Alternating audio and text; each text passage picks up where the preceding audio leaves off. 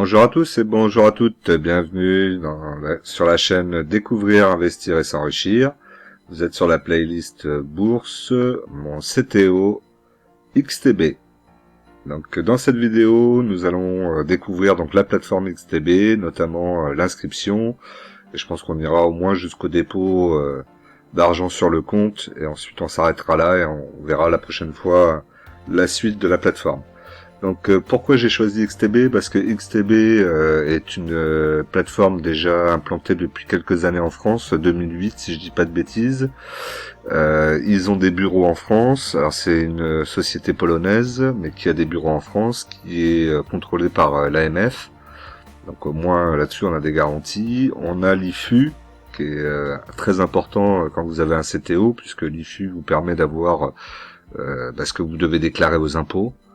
Si vous êtes sur un broker comme Interactive Broker par exemple, qui est un broker américain, vous serez obligé de tout faire vous-même, toutes les achats, les reventes, les plus-values, les moins-values, les dividendes, et c'est un vrai casse-tête. Donc l'IFU est très important, et donc XTB le propose. Donc c'est aussi pour ça que je vais vers cette plateforme. Et en plus, il y a d'autres avantages, notamment les commissions à zéro, sur les achats d'actions et d'ETF. Et moi, ce qui m'intéresse, c'est les actions. Donc, on va voir tout ça. Vous allez voir, je pense qu'il y a beaucoup de choses à voir sur cette plateforme. Mais je vous rappelle, comme d'habitude, que l'investissement en bourse peut provoquer une perte partielle ou totale de votre capital. Vous ne devez en aucun cas copier ou reproduire mes prises de position. Je ne suis pas un conseiller financier, mais un particulier qui investit en bourse à titre personnel. Donc pour ouvrir le compte donc chez XTB, donc ici on peut voir donc les offres qu'ils nous proposent, donc 5400 instruments financiers disponibles à travers des CFD, des actions, des ETF, le forex, les indices, les matières premières, les cryptos, actions et ETF, applications mobiles, élu meilleure application de trading en 2020. Donc effectivement, vous allez voir la plateforme Xstation, qui est une plateforme aussi unique créée par XTB. Donc tout ça fait que c'est vraiment un très bon courtier. Et pour le CTO en France, je pense que c'est l'un des meilleurs courtiers. Alors on a les spreads aussi serrés à partir de 0,2 pips. Donc ça, les spreads, c'est je sais plus exactement à quoi ça sert, mais bon, moi ça me concerne pas. Moi je vais être sur les actions, peut-être de la matière première, peut-être de l'ETF un petit peu, et je pense que ça s'arrêtera là. Mais j'irai pas vers les produits un petit peu trop dangereux selon moi, style CFD, ce genre de choses. Le service client est référent en français à votre service, donc a priori le service client est assez réactif, vous les appelez, ils vous rappellent quasiment dans la matinée ou dans l'après-midi si vous les avez appelés dans l'après-midi, ce qui est plutôt pas mal. Et analyse de marché, programme de formation, vous allez voir sur la plateforme, elle nous propose pas mal de choses, des informations importantes qui sont bien utiles pour regarder un peu ce que la société fait. Donc, on va commencer ici à remplir ensemble donc les critères demandés. Alors, en cochant cette case, vous acceptez notre politique confidentielle et le fait que toute personne employée par patati patata, je déclare avoir pris connaissance. Ça, de toute façon, si vous voulez le lire, allez-y. Donc, on continue, on y va. Alors, du coup, là, en continuant, on me demande de choisir un mot de passe. Donc, vous pouvez prendre le mot de passe qui est proposé par l'ordinateur ou créer vous-même votre propre mot de passe.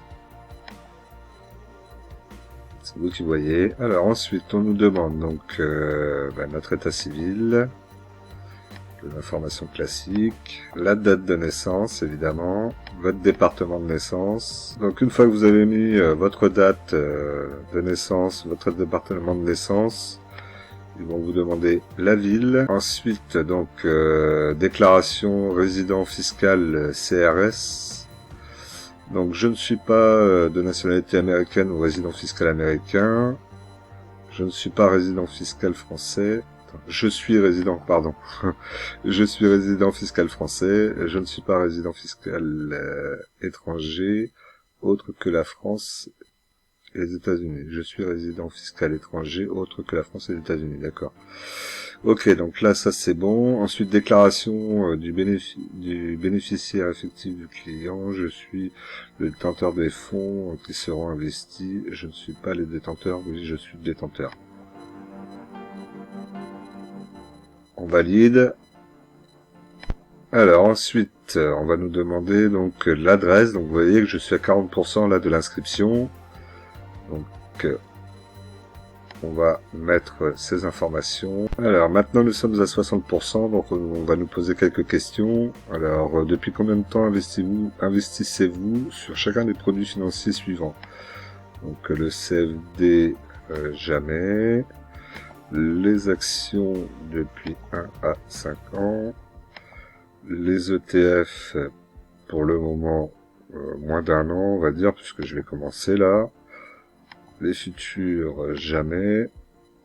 D'ailleurs, ça m'intéresse pas. Et les options, c'est pareil.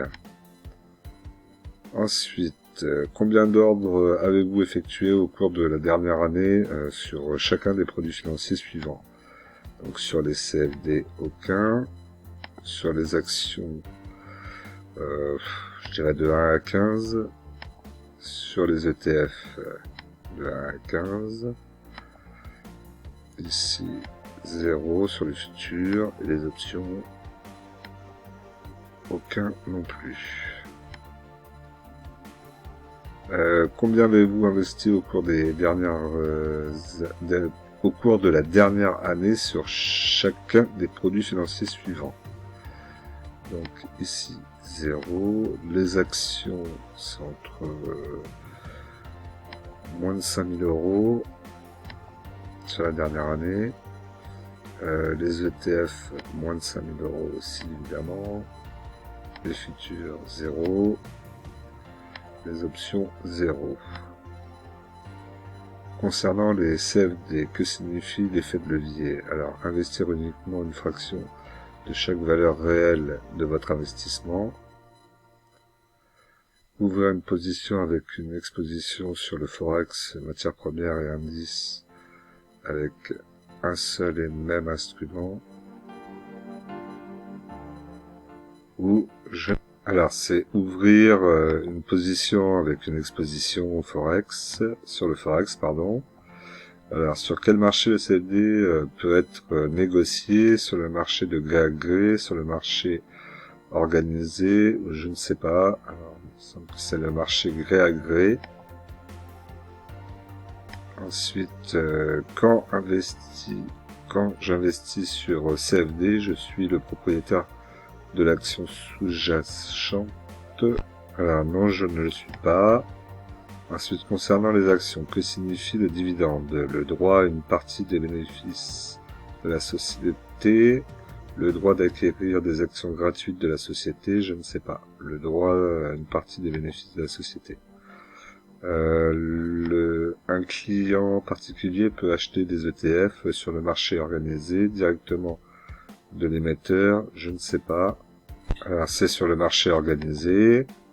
Ensuite, un ETF est uniquement disponible pour les citoyens américains. Le droit de recevoir l'actif sous-jacent à la date d'expiration, un instrument qui reprend la performance d'une sélection d'instruments. C'est l'instrument. Ensuite, qu'est-ce que l'indice DAX sur les marchés financiers? Une composition de sociétés allemandes ayant les plus importantes capitalisations boursières, association de sociétés allemandes selon un accord mutuel, je ne sais pas. Donc c'est la composition d'une société, de sociétés allemandes ayant les plus importantes capitalisations boursières. Ensuite, un investisseur achète un CFD sur la paire de devises euro-dollar. Quel sera le résultat de ces investissements si l'euro s'apprécie? L'investisseur va réaliser un gain, l'investisseur va réaliser une perte, je ne sais pas. Donc, si c'est l'euro qui s'apprécie, une paire de devises euro-dollar, quel sera le résultat s'il s'apprécie? Va gagner, ça va être un gain. Le niveau de production de pétrole a fortement baissé. Comment le prix du pétrole est-il susceptible de réagir sur les marchés financiers? Le prix du pétrole va augmenter, le prix du pétrole va baisser, le prix du pétrole va rester Alors si le pétrole est en forte baisse, la production de pétrole est en forte baisse, logiquement le prix du pétrole devrait augmenter. Ensuite, est-ce que le Bitcoin est officiellement reconnu et garanti comme instrument de paiement? Non, ce n'est pas un instrument de paiement officiel, oui. Il est émis par les banques centrales, je ne sais pas. C'est non. Et là, c'est bon pour les questions a priori. Alors, là maintenant, nous sommes à 70% de réalisation d'ouverture du compte. Donc, on s'approche. Niveau de formation, études supérieures, baccalauréat, élémentaire. J'ai pas fait d'études. Avez-vous une expérience, une connaissance ou une formation qui puisse vous permettre de mieux comprendre les services proposés par XTB? Absolument pas. Aucun cas ci-dessus. Alors, on va regarder quand même. Oui, je suis un trader. Non. Oui, je suis gestionnaire de fonds. Je suis employé auprès d'un institut financier. Je suis étudiant en finance. Aucun de ces cas-là. Votre statut professionnel. Donc, je suis employé, ouvrier. Ouais, employé. Je sais pas trop la différence entre employé et ouvrier. Je dirais ouvrier.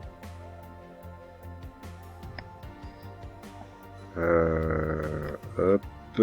Ici, veuillez indiquer la situation professionnelle pour chaque catégorie. Voilà, donc alors ensuite on a tout type d'investissement implique un risque. Si vous souhaitez ne pas accepter le moindre risque, le trading pourrait ne pas vous convenir. Quel niveau de risque êtes-vous prêt à prendre? Donc au niveau de risque on a j'accepte un risque élevé de perte de tout ou partie de mes fonds investis. J'accepte un risque modéré de perte et j'accepte aucun risque. Aucun risque, ça sert à rien. Donc, nous, on va mettre un risque élevé.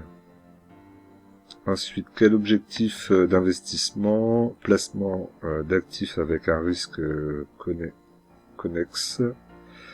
Diversification de portefeuille, couverture de risque. Investissement sûr, sans aucun risque.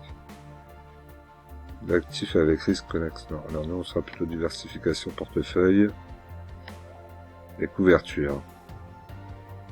Alors on a presque fini, on est à 80%. Je reconnais avoir pris connaissance et compris les documents. Là, j'accepte. Je confirme l'exactitude des informations personnelles. J'accepte.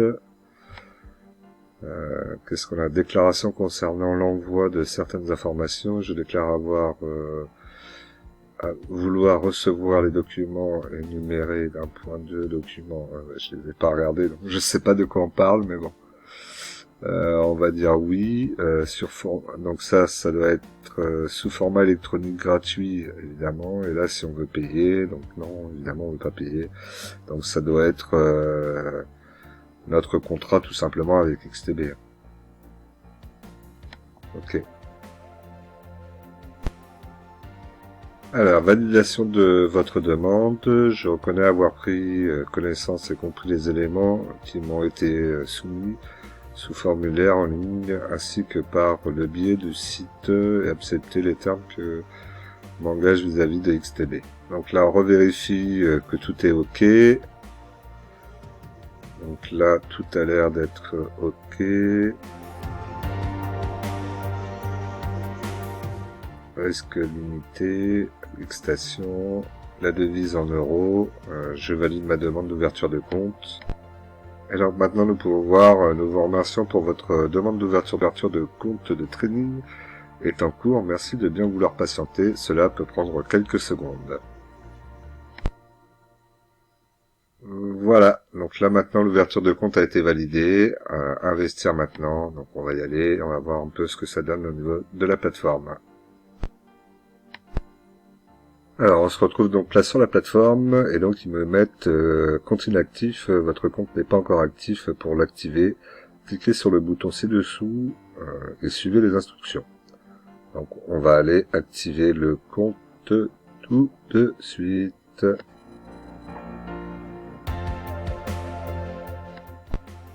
Alors, du coup, là, on se retrouve sur une page pour activer le compte. Donc, on me demande de faire par smartphone. Astuce, vous pouvez prendre en photo. Alors, pensez à utiliser votre téléphone portable pour prendre une photo ou les documents. Nous pouvons vous les vous envoyer un SMS avec un lien qui vous permettra d'activer votre compte depuis votre smartphone. Bon, bah, ça, c'est un truc qui est pas mal. Ok, bon, moi, j'en ai pas besoin. J'ai mes documents, donc pas de souci. On va les regarder. D'ailleurs, pensez toujours quand vous faites une inscription à avoir vos documents avec vous, hein, c'est-à-dire dans votre ordinateur une carte d'identité, une photo de carte d'identité, ou passeport, ou permis si c'est le cas. Et ensuite, souvent, on va vous demander aussi un justificatif de domicile de moins de 3 mois. Voilà, c'est souvent ce qu'on nous demande, hein. Ça c'est le basique.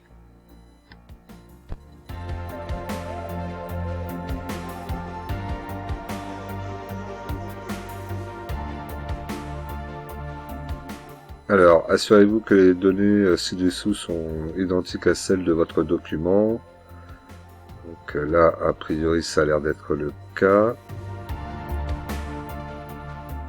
Le mot de passe du contrat, est-ce que j'ai besoin de le copier? Je me demande s'il faudrait pas que je me le mette quelque part. Donc on va faire ça, on va prendre le mot de passe du contrat qui se trouve ici.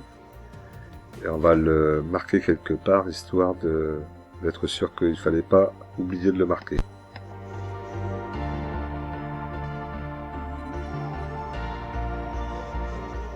Alors, donc après vérification, nous devons choisir donc un document d'identification. Ça va bien s'ouvrir. Donc on a la carte d'identité, le passeport, la carte de résidence, le permis de conduire. Donc nous, on va prendre le passeport. Alors, une fois que la photo du passeport est mise, on valide.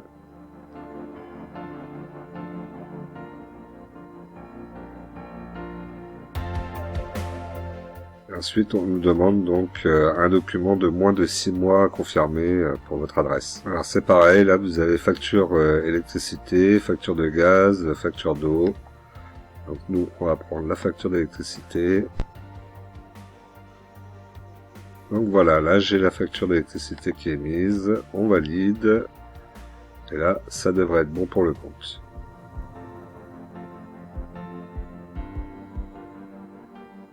Merci de nous avoir transmis tous vos documents. Vos documents sont bien en cours de vérification. Un email vous sera envoyé confirmant ou non la validation des documents. En raison d'un nombre de demandes d'ouverture de compte, l'activation de votre compte peut prendre un peu plus de temps. Le compte sera activé dans le plus bref délai. Nous vous en confirmerons par mail. Nous en informerons par mail, pardon. Ok. Ça c'est bon, c'est fait.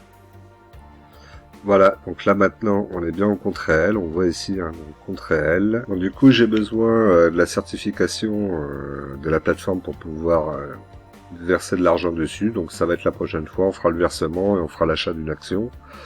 Donc en tout cas voilà comment on s'inscrit sur la plateforme XTB, vraiment je vous la conseille.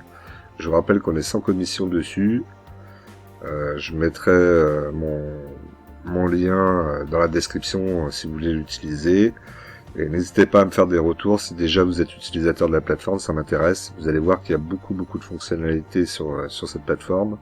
Il y a beaucoup de choses à faire, il y a beaucoup de possibilités d'achat différents. Tout ça on va le voir dans les prochaines vidéos. Allez, je vous dis à très vite et n'oubliez pas qu'en investissement, les impatients payent pour les patients.